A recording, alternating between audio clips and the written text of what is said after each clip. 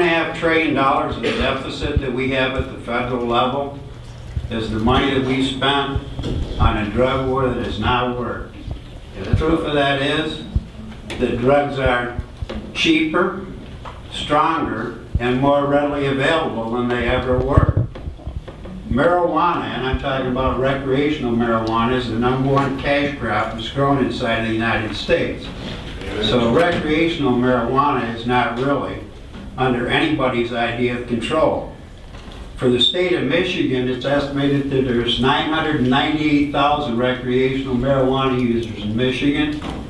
You heard today that there's about 180,000 medical marijuana patients. So the recreational marijuana users outnumber us by 6 to 1. You guys are spending, I don't know, probably $100,000 worth of time, grief, and aggravation to write a bill that's basically a new model of prohibition. I think it was Einstein that said that, you know, doing the same thing over and over again, that's insanity. All this is a different form of prohibition of marijuana. That's all it is. It's an attempt to make one group of people rich, as opposed to the way that the medical marijuana bill was written in the state of Michigan.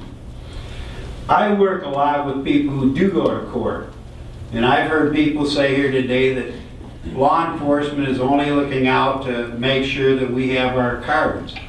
Well, you heard reference, and the gentleman is here, the Green family, they're here. They went from January 5th to October the 5th through the court system in Oakland County.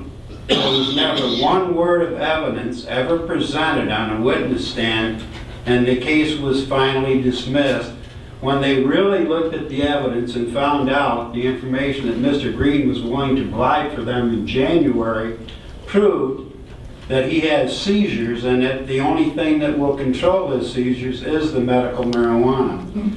This is just an attempt at regulation without having us vote on it. We've had taxes thrown in. We said it's not controlled by Big Pharma. We're talking about a company that's taking care of, or not even taking care of, 12,000 people in Canada. We have 180,000 medical marijuana patients in the state of Michigan, and we have less medical marijuana patients than we should have. You can go to our website, it's THS Michigan, and find out the information that's there. When police officers tell you that they're not trying to arrest medical marijuana patients, that they see a medical marijuana card, they walk away, that's a bald-faced lie, and I can prove it to any of you that want to take the time to look at what's really happening.